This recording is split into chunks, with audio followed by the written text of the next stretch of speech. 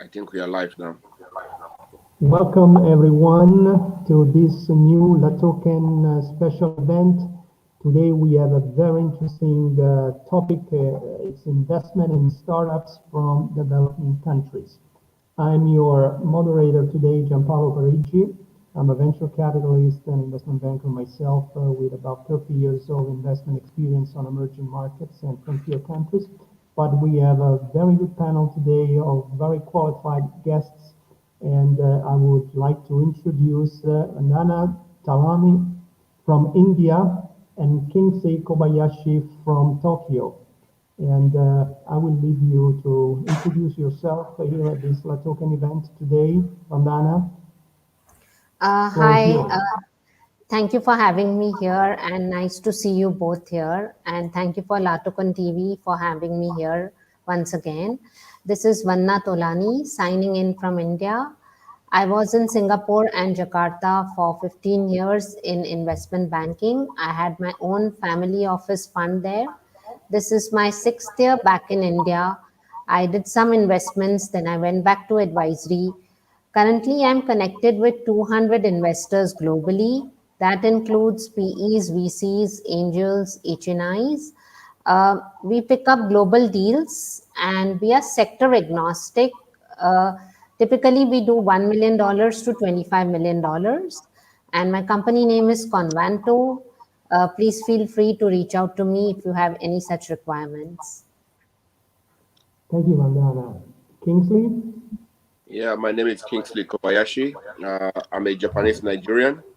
I have been in Asia for about 30 years. I am an investor, a serial entrepreneur.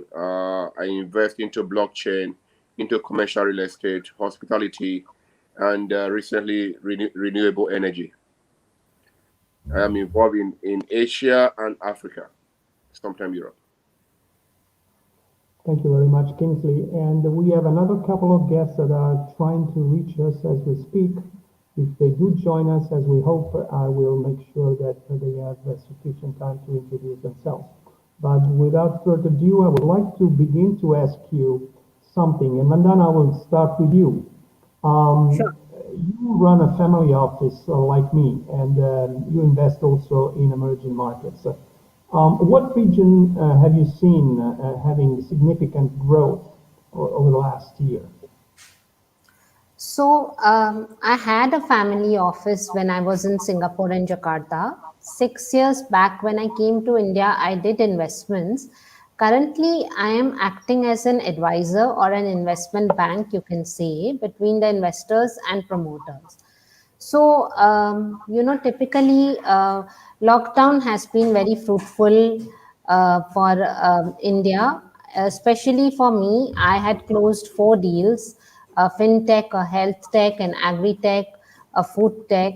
So I would talk about India. In India, we are, very much active in investing in agri-tech, fintech, health tech, food tech, deep tech, robotics, IoT, AI, and investments are happening in India. Investors are investing, and I see, everybody, the trends have changed after COVID as well. It's more of tech now than it was before.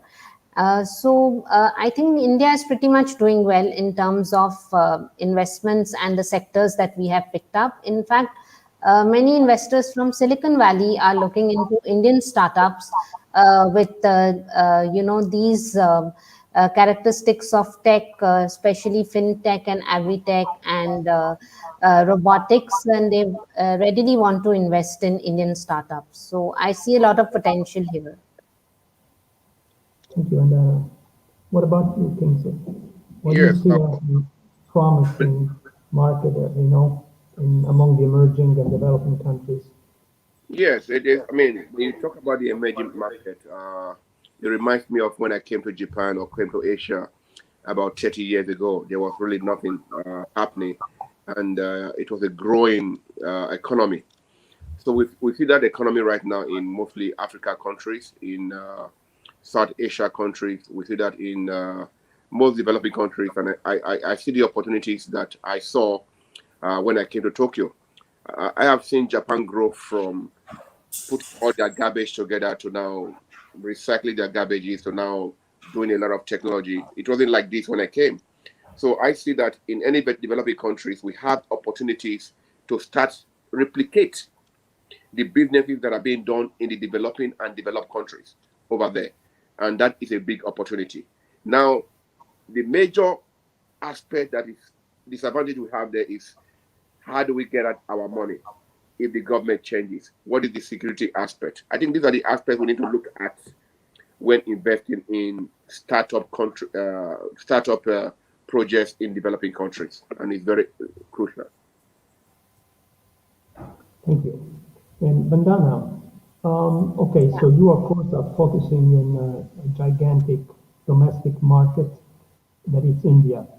But India also, as a subcontinent, presents different varieties of risk profiles depending on the region. You yourself are in one of the most developed parts of India, right outside of Delhi, in what is the new industrial and technology hub in Gurgaon.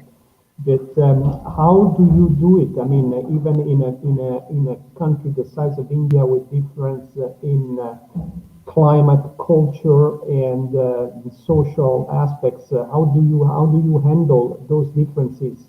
And when it comes to creating the parameters that would define an investment for you. So, we are pretty much pan India in terms of getting deals and investors. And we have not faced any issue with regards to diversity in the diversity in the languages or the regions over here. We have a lot of, so typically when we do investments, we ensure and we do guide our promoters that they have a very catchy pitch deck. They have a video pitch deck, which is, attracting the investors. Not only that, when we look at picking up deals, we see what is the promoter's background, what is the technology that they are bringing onto the table, what is the kind of revenue the company has. And these 3 or 4 basic things help us to pick up the right kind of companies. It could be from any region, from Bangalore to Mumbai to Delhi to Calcutta, even tier 1 and tier 2 cities, So we have had no issues that way. And pretty much deals are happening all throughout. And I don't think when we pick up deals, we look at different states or different countries or different places. We just see if the deal is doable and if it's a good deal. We do pick up some good deals from USA, UK, UAE as well, and Israel as well. So I don't see that having a diverse culture over here, any problems that come in with related to investments. Pretty much everybody is quite professional here, very open-minded. We have a diversified culture. We include a lot of women now in our system, especially at the boards of the fund. So I think we are doing well here. And we are also coming up with 100 smart cities. We have a Startup India fund. We also have a lot of investments in the smart cities that are coming up.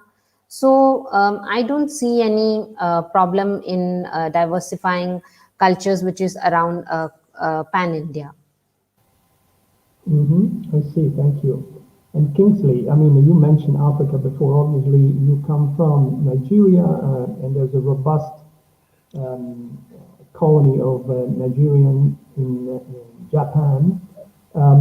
Nigeria is one of the most prominent countries in Africa, and definitely one of the countries that is poised for the greatest potential growth over the next few years. Have you already considered going back and doing some startup investments or investing in third-party startups, not only in Nigeria, but primarily I'm interested if you know about Nigeria because it's one of the largest countries in the world. Yes, definitely. Thank you for the question. I've been going to Nigeria 4, 5, 6 times a year. Even with the pandemic, I go there 3 times a year because I'm investing there in commercial real estate. I'm investing in digital currency, which is not it's being banned right now, but I'm doing the digital payment system over there. I'm looking into the healthcare because of the data. Because the truth is, most developing countries don't have data, so they are not able to cater to their SMEs. So what we are doing is trying to collaborate with telecommunications companies that have their data, and then work with these data people to see that those in the remote area have a payment system. Uh, Fortunately, I've lived in Japan through the analog to the digital time, and I have seen the growth, how they use cashless society, and that provide not only security for those who are transferring money or carrying money when you sell from one area A to area B, which is still done in Nigeria very much right now. You have people having cash at home, not reinvesting it. But we also have a very young population in Nigeria, and this young population are mostly educated and versatile in the blockchain or internet space, which means they have the ability to now go into Google, go into Safari, go into any search engine and educate themselves on projects that are happening outside the world. And personally, I am one of those that have stayed here for 30 years, and it's about time for me to say, okay, let me use what I have learned in Japan, which is one of the most developed countries, and impart that back home in Nigeria.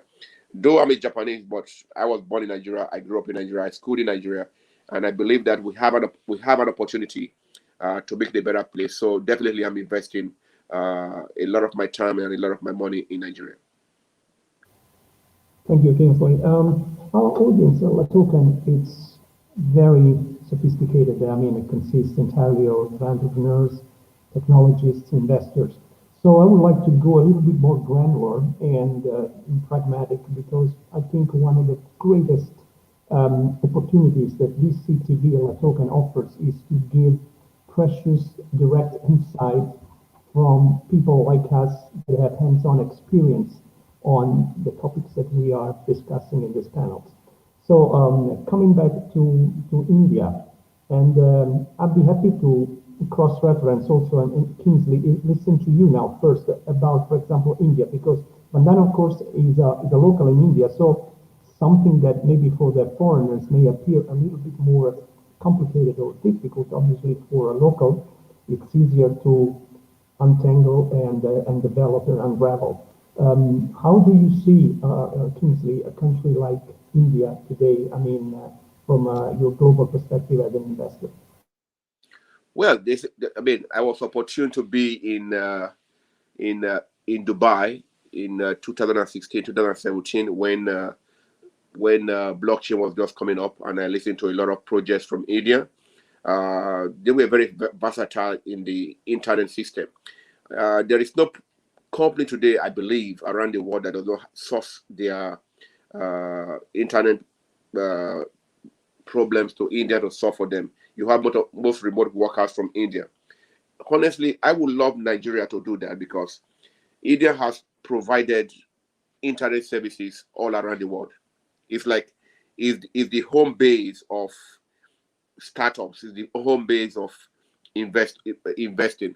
So when you even look at healthcare, for example, they have cheap healthcare system, which we in the developed countries don't have. Though we pay a lot of taxes and insurances, but we don't have the healthcare system that India has because it's affordable. One of the things that developing countries need is infrastructure affordability. India has that.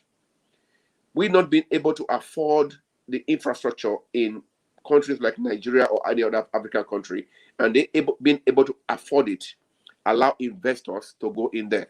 I invest a lot in India. I invest in their agriculture. I invest in their healthcare system because I know I am able to get back my money. But when you look at most African countries, you look at change of government, you look at instability, you look at security. but it's being tackled by the government. Things are getting better right now. It's not as bad as it used to be. And with all of us going back home, it will be better.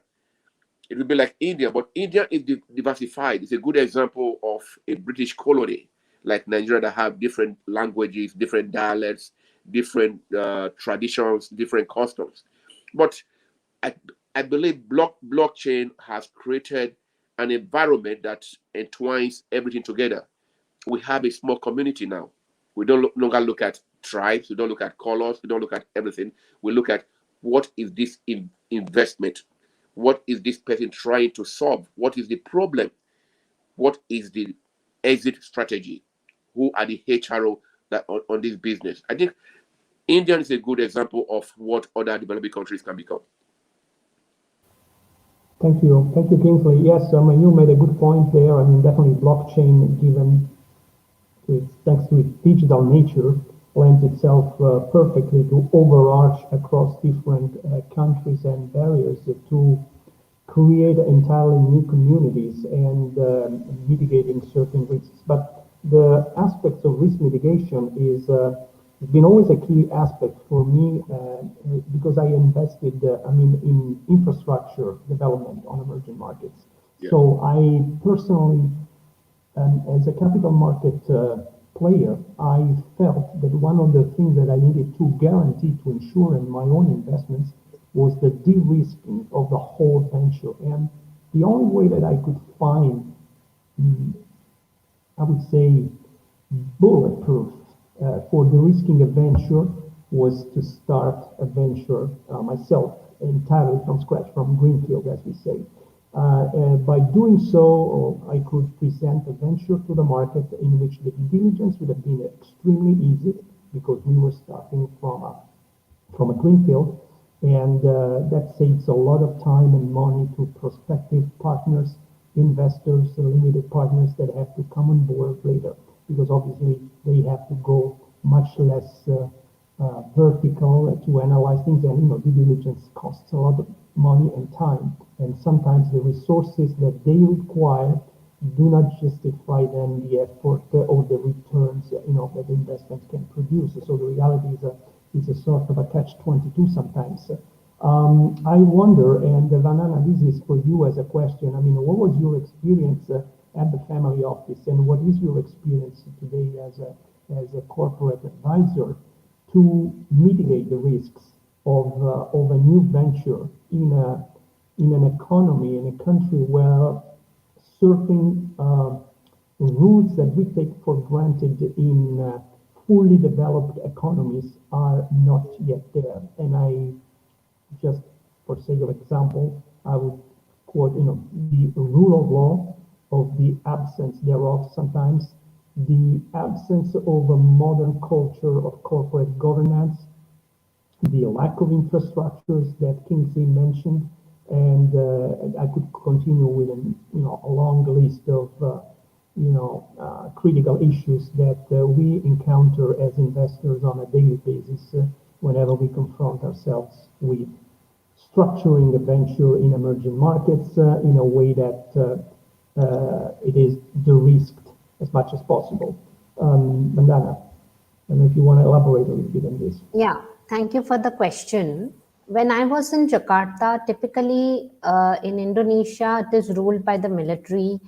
There is a lot of corruption there, wherein startups didn't have the right kind of incubation centers and accelerators that they require. When you look at Singapore, Singapore is a developed, is totally developed, and many holding companies from India and from other parts of the world are created in Singapore to save the taxes. So, because Singapore is open-minded about lots of technologies, including blockchain, crypto, and their taxes there are very low. So, hence, many holding companies are created there. So, my experience in India, when I act as an advisor, it has been a great experience. We have a lot of talent here. In fact, a lot of talent from here goes to USA in the IT departments and other countries. So it's just that there is a certain lack of discipline in terms of law, like you mentioned, but we are getting there. We have those cameras now that are capturing the driver's speed, and we have a lot of metros here. We have a lot of smart cities here. So we are getting there. And as you know, a lot of vaccinations in USA and other countries have gone from India as well, in terms of the COVID vaccination, if you would have read in the news. So I didn't face much challenge, but yes, being a woman here, there is a bit of challenge in terms of inclusion, in terms of being in the, I see less women in India and abroad in the investment committee. So I think there we need to include a lot more women here and there as well. And I think pretty much we are fine with what we are doing, and we just need a lot more incubators and a lot of technology support from Silicon Valley. If we could get, then I think we should be apt with all the other countries. We have done a lot of progress during COVID and post COVID. So I didn't, when I came back to India, of course, my kids faced a bit of challenge because they had to find that like-mindedness education and the like-mindedness culture over here, which they got used to it eventually. But other than that, I never faced any problems in terms of investment banking, in terms of closing my deals, in terms of running around there was ample work, there was ample startups, there were ample investors here, and they all support me a lot. So gratitude to all of them, and I've been pretty lucky that way. Thank you, Andana. Kingsley, how do you set about de-risking your own ventures, startup ventures in a development country? Because again, Yeah, if you are bound to existing, revenue generating venture, it is a little bit easier to operate. You also have more budget available, probably more human resources available, and companies are more mature. But when it's a startup, you're starting from a blank sheet of paper. I mean, how do you go about it? yeah. First of all, it bears down to credibility. Now, is most people in developing countries have ideas to do something, but they don't have what it takes to make it go through. They don't really have. They have an idea in mind. They don't have all the things put together, and then I don't see it as a bad thing. So what we do is marry projects. We take project A, project B, project C, and marry them together if they are willing to, and tell them, listen, you have marketing, you have the HRO, you have the tech. Why don't you come together and we do one big business? Now, the major problem with developing countries is you need to collaborate with someone in the government or it will not work. If you don't collaborate with the government and you want to fight with the government and say, I'm going to bypass this, bypass that, it will not work because, first of all, you don't have the security of getting out your money. Investors like me are more interested in how do I get my money back? When do I get my money back? Or will I ever get my money back? Most startups who pitch does not have that, what it takes to tell me, oh, you're going to get your money back in this time. Now, going back to what Tolani said before, yes, it is very difficult for children to adapt to developing countries. That is one of the problems I'm actually having. I'm thinking, okay, I'm going to go to Nigeria, stay in Lagos, put my son uh, in a British school and all that. But once he leaves the British school, what happens after that? Can I make sure they are safe? Can I secure them? No, a lot of things come into mind. Will I be taking him from a developed country where he can go to the convenience store and buy something, where he can at this time of the night go from here and walk to the all the way 20 miles and come back without a problem? So these are things we have to look at when trying to move. But at the same time, I was born in a time of recession. We have young democracy. The democracy in developing countries like Africa are still very young. So we can copy what was happening in America or Europe 100 years ago and replicate it in African countries, and it will grow. What will make those countries grow is startup, seed investors, so that you will create jobs.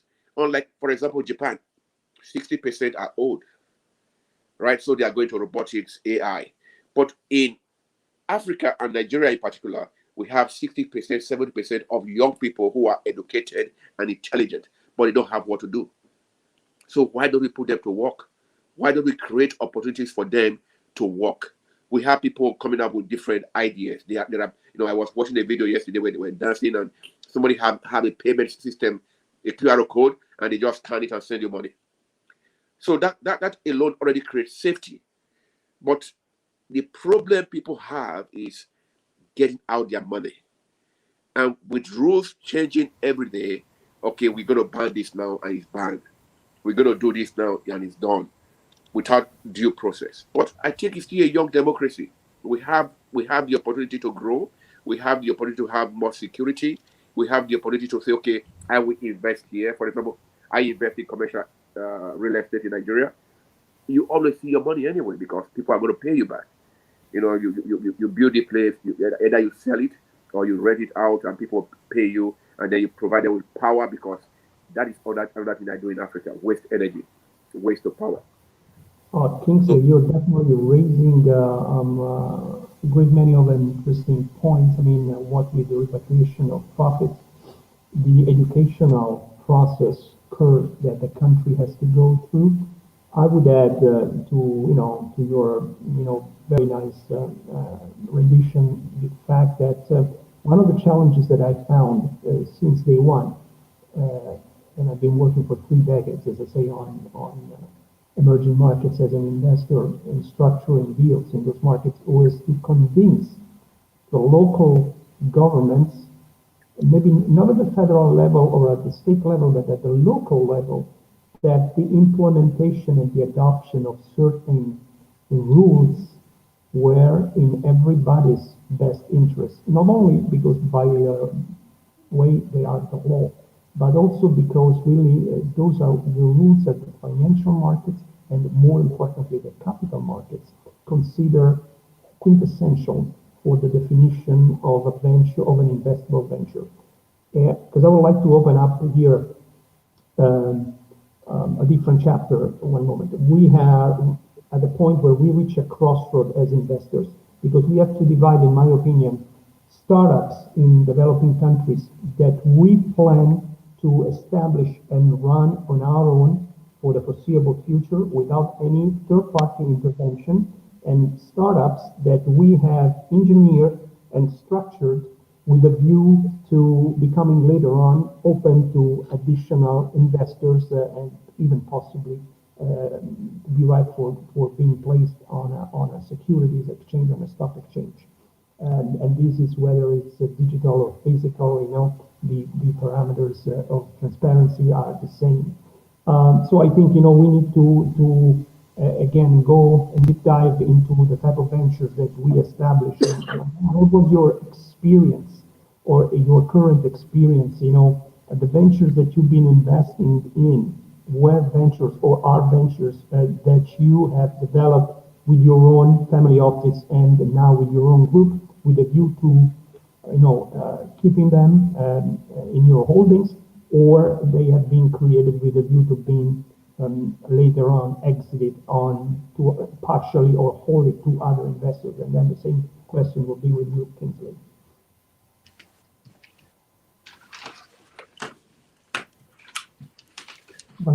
Did you hear the question? I don't hear you. Sorry, could you repeat the question? Yeah. I said, I made a long forward, but basically I divide the startups in developing countries in two types of startups. The ones that we create just for our own group of investors and never to be opened up in terms of participation into the capital to any third parties ever. And the startups that we create with a view to opening the participation in their capital to a third party entities later on. And obviously the posture that we have when we establish, operate, manage those ventures with a view to exiting in as a whole or in part those ventures as different as from the case that we keep the ventures for ourselves in our own holdings. So I see. What was your set of parameters, Bandana, when you have invested in those ventures? Were those ventures that you created and with a view to retaining them in your own holdings, or they were ventures that you were planning just to create with a view to later on exit? I think we were we didn't create our own ventures as such, but we did partner with a lot of companies where we had invested in, and we became their founders. And when we look into investing, we are very open-minded as to what is coming onto the table and how is it that the exit will happen, which will bring us benefits. I mean, we don't usually, I would put it up this way that, we are pretty much open-minded. We have a lot of diversity in our portfolio companies that we have. We include women, men. We see a lot of talents there. We have many young entrepreneurs coming up with very good technologies. So we don't have that kind of interest, like you mentioned earlier, but we do look into a lot of aspects that, what is the technology, what problem is it solving, will it help, if the company needs to create a holding company in Singapore, it can be advantageous for Singapore. Or if it is a holding company in USA, how can it have advantages there? So, we look at all the aspects and we bring about the best in the startup, and we do the best kind of investments wherein we look into all the factors. We don't have any biased, thing here. We work in a very straight manner wherein, we just see very professionally what is the founder bringing, where is he from, what is the technology, so that kind of, we are coming with an app also that I had discussed a few days back, which is for old people and people who stay alone. So, this kind of health apps that we are coming up with is one of its kind, and I think they will become unicorns very soon. And we have had a lot of unicorns from India as well, as so there's a mixture. When Silicon Valley has unicorns, but India has also a lot of unicorns that have come up. So there's no bias here. I mean, we have to see naturally what is it that is in, what is a health tech company, if it is coming from UAE, what is it bringing to us? What is a Israel company, a fintech company bringing to us? So we have, I have companies from Dubai, I have companies from Israel, I have companies from USA, UK, Europe, all parts of the world that are coming and asking me help to get them investments through my investor, pool. So we have Indian companies as well, and we have a lot of Indian investors looking into all this. So I feel that,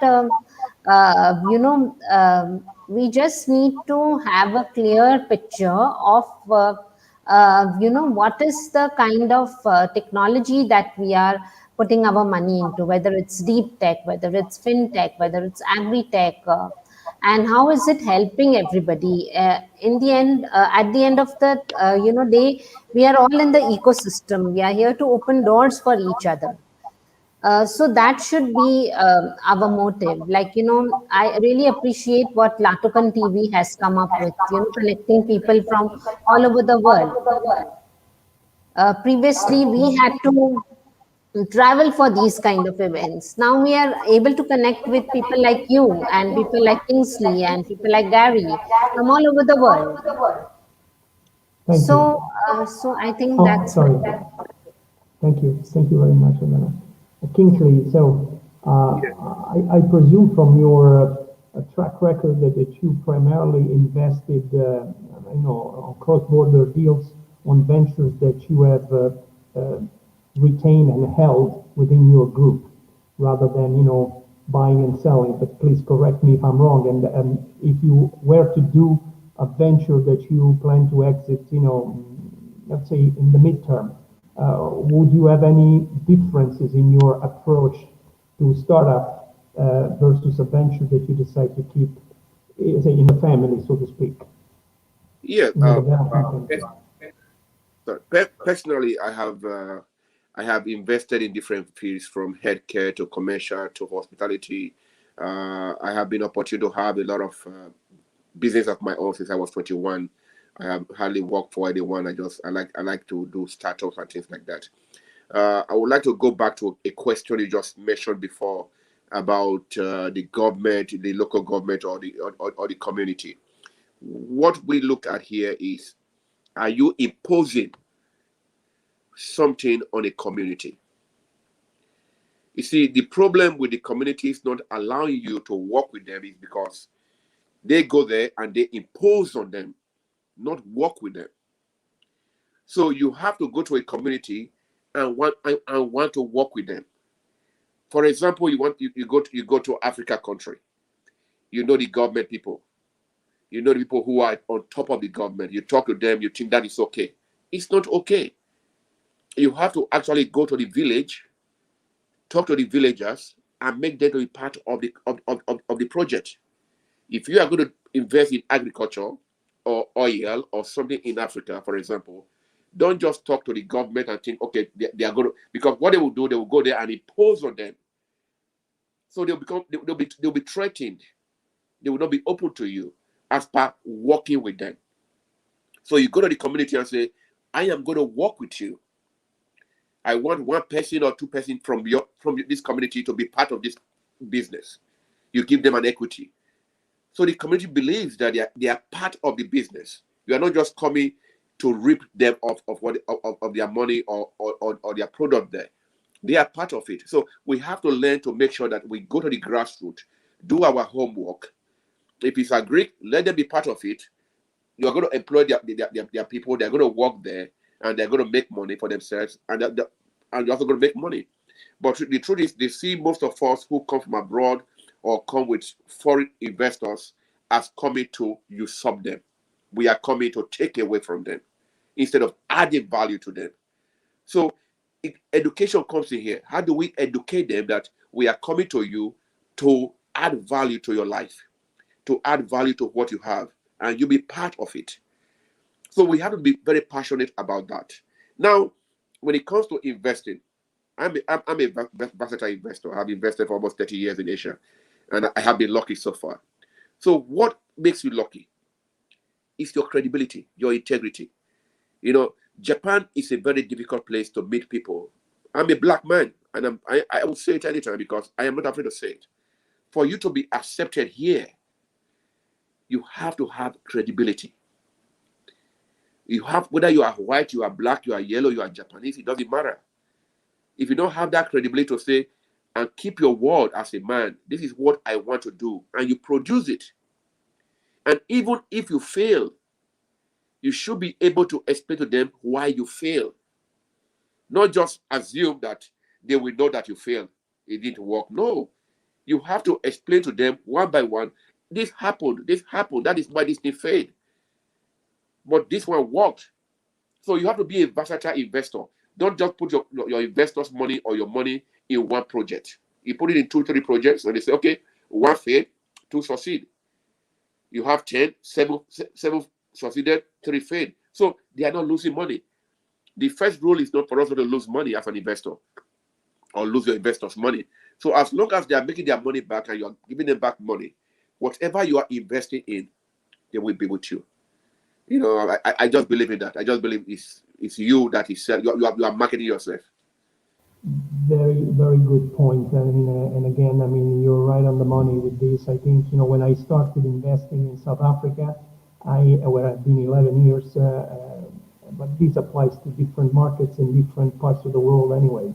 And I had to study for a couple of years beforehand the legislation for the investments in the so-called BOE and BEE, or Black-owned enterprises and Black-empowered enterprises, because the investments that we wanted to do needed to have an impact. And the best way that we found for that particular country at that time was to dedicate ourselves to try and invest with groups that were owned and by blacks, and that they were responding to the characteristics of the legislator for that particular piece of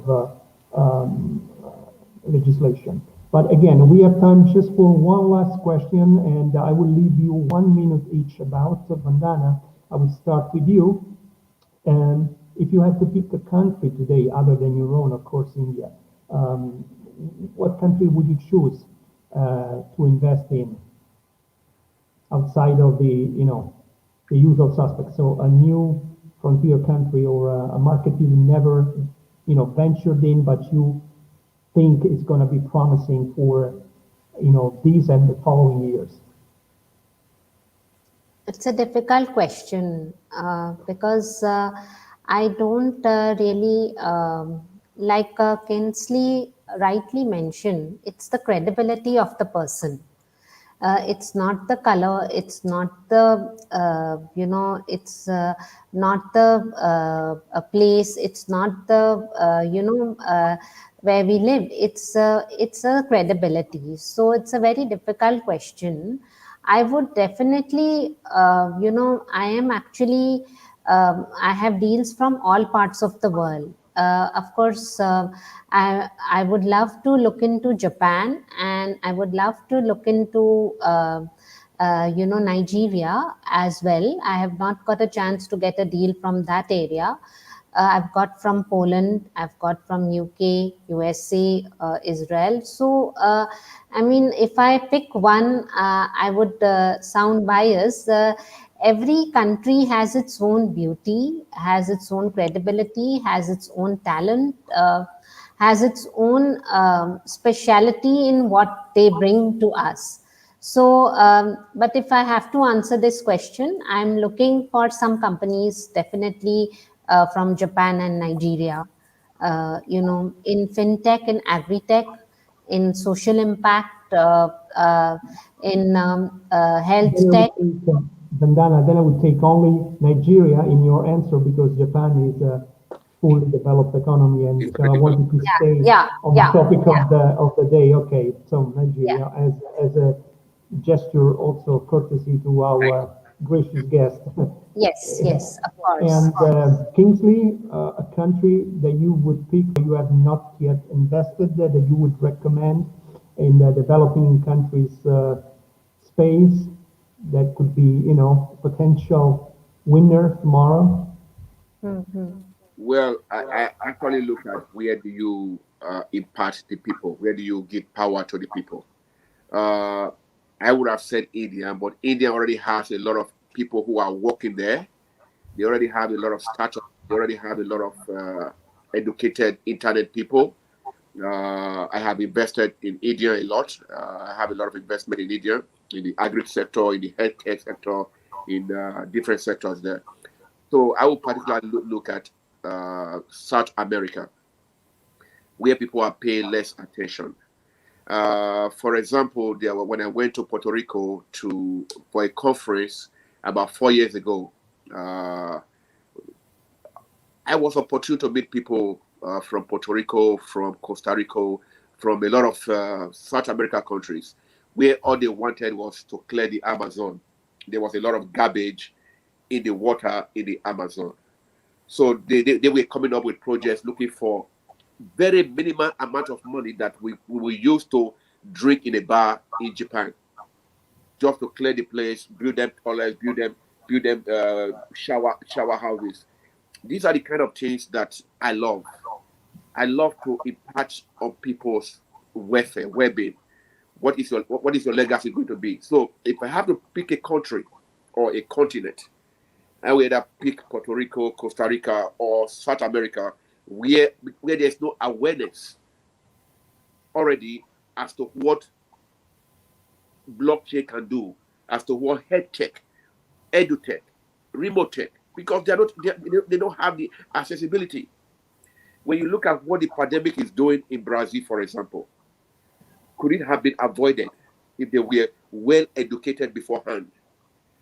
So we need a lot of education in areas of countries that don't have it. How do Yes, we I mean, impart? again, those are, I mean, enormous topics, and fascinating, intriguing, challenging, and rewarding for those of us who have the stamina and the attention to create good investments also for every stakeholder, not only for the shareholders, but like I keep saying, for every stakeholders also in those Yes, markets. Well, I mean, our time today is finished. I hope that we'll have the chance soon here at La Token to readdress these themes again, because startups in developing countries is such an enormous, vast topic that could be tackled from different angles and different points of view. You just mentioned now, Kingsley, you made a passing remarks into microfinance, which is another topic of its own that would fit very well. Here we didn't speak specifically about ESG because it's sort of implicit in what we do that the investment should be sustainable under all counts. But definitely, I think we'll have the pleasure to have you again here once again. I mean, really soon. I want to thank everyone in the audience for having listened to today's topic, investments in startups from the developing countries, and our gracious guests, Mandana and Kingsley, and formidable La Token technical staff at BCTV. This is your host, Gianpaolo Parigi, and I wish you good night. Good Richie, night. Richie, I'm not going to let you go just like that. I'm sorry, Richie. Which country will you invest in?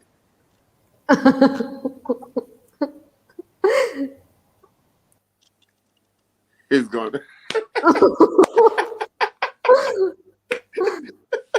It's all good. Tolani, it's just me and you. So, how are you? How you doing? Good, good, good, good. Thank you for picking Nigeria. I'm really happy, and I'm good. I'm investing in India already through you and through that thing. So we are happy. So Thank, have a nice evening. Have a good night. thank. Good And night. Bye bye. Latokin, thank you very much for all you're doing for the